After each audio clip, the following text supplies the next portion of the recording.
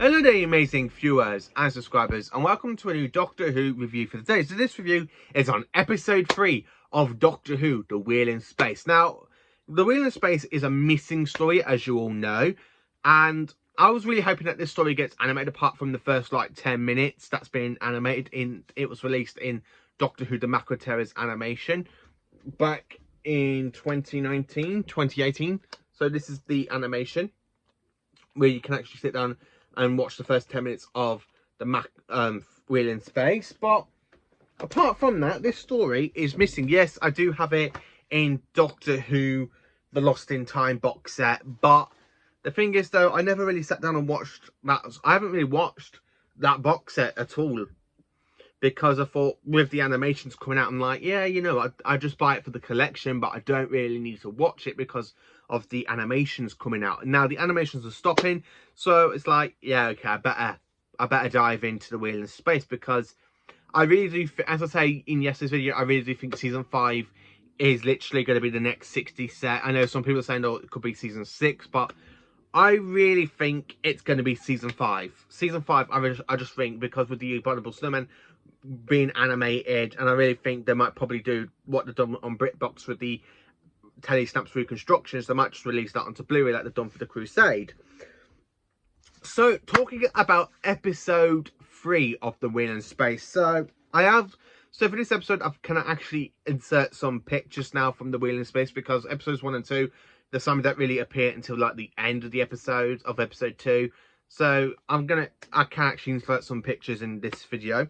So Jamie does actually successfully sabotage the X-ray machine, which we kind of see him do at the beginning of, like, in the middle of episode 2, but he actually does really sabotage it in this episode. So when Jamie literally gets caught and the doctors just come around and everything. So what can I tell you about this story that I really enjoy? Well, episode 3, it's the introduction to the Cybermen and a whole new design of the Cybermen. I really do like these Cybermen. It's just a shame these ones haven't got a figure release. I really want these ones on figure right now. We also got the very first appearance of the Cyber Planner, and also the second appearance of the Cybermat. So, talking a bit about the Cyber Planner. The Cyber Planner was introduced in this story, and it makes a return in the next season in The Invasion. And then, of course, it returns in the Nightmare in Silver with the 11th Doctor in Series 7, where Mr. Clever literally takes over the Doctor's mind, but then he realises the Doctor is a Time Lord and that he could regenerate and burst all these cyber little gadgets in his brain, and the way the Cyber Planner has to make a game of chess with the 11th Doctor. But this is the story the Cyber Planner first appears, and talking about episode 3. So, for the actual surviving episode, what do I think of it? It's really good, actually. I really enjoyed watching the surviving episode. I really enjoyed watching the Telly Snap reconstructions of episode 1 and 2, because I thought I got so put off with this one's Telly Snaps. It's just up here. So I got so put off with the Telly Snaps from this episode, from the Underwater Menace. And I got so put off with it, I thought I will never ever watch any more Telly Snaps reconstructions, but here I am watching them for the Wheel in Space episodes 1 and 2. So talking about a bit about episode 3, I like how it continues on from when the Cybermen catch out of that egg. I like the way the Cybermen literally like slash out of that egg, like the egg, as I just mentioned. I like the way how you got like 3 fingers for the Cybermen in this design, where you literally just see them push their fists through and you got their hands, and the way that scene carries on. So when the second Doctor does come around, and of course what's basically it there on the actual wheel is Cybermat. So the Cybermen really do basically try and take over the station by stages. So really we have to, like, the Cybermats are literally like the first invasion force, and then the Cybermen are coming through the little egg things.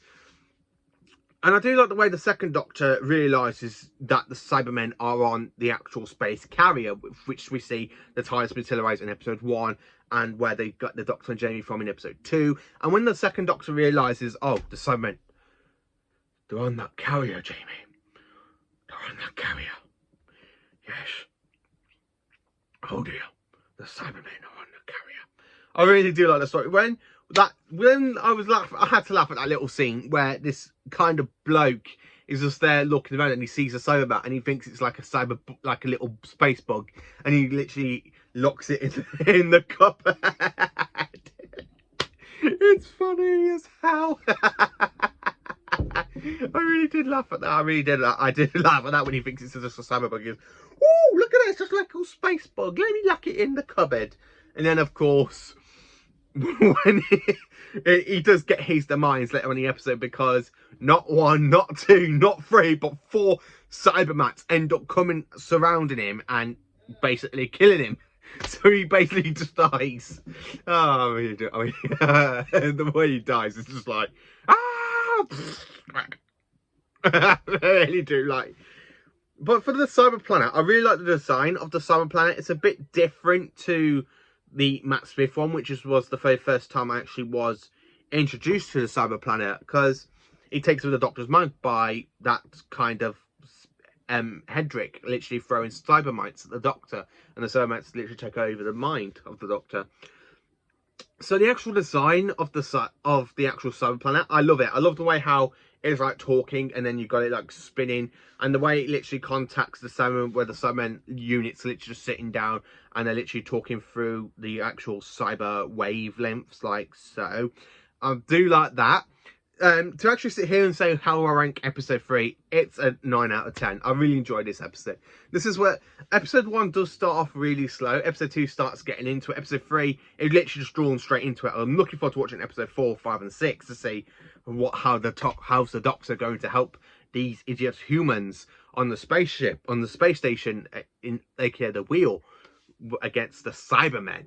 I really do love it. I really do love episode 3. Now, I do love this design of the Cybermen. It's such a shame that this hasn't got an actual figure release of the Cybermen, of this version. I mean, for the figure releases, we got the 10th Planet, release. We got the Moon Base and / Tomb of the Cybermen's like figurines.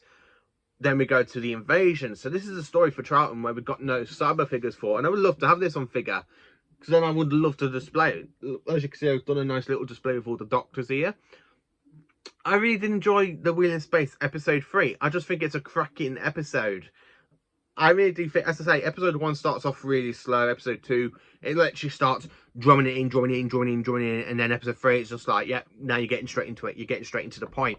And I love the way the second Doctor goes, "That means to me, yes, they're on the cyber, they're on that carrier, Jamie. They're on the space carrier. Yes, Cybermen. Yes, Cybermen." Because one of the Cybermen literally end up getting like stuck in a kind of display of block of ice, and so he's like, "We could use the X-ray machine." And the Doctor goes, yes, and we can use the X-ray machine to find out what's inside it. And when the Doctor and Jenny realise it's a Cyberman, and that's when the Doctor's just like, "That means there's Cybermen on that space carrier, Jamie." As you can see, I'm not really good at the Patrick Troughton's impression. Episode 3, I have to admit, I really enjoyed it. I really did. It's got some great bits in it. I like the way the second Doctor is in the storyline. He comes around. I'm really looking forward to watching episode 4, even though that is a telesnap reconstruction, but I'm going to be diving into that one soon.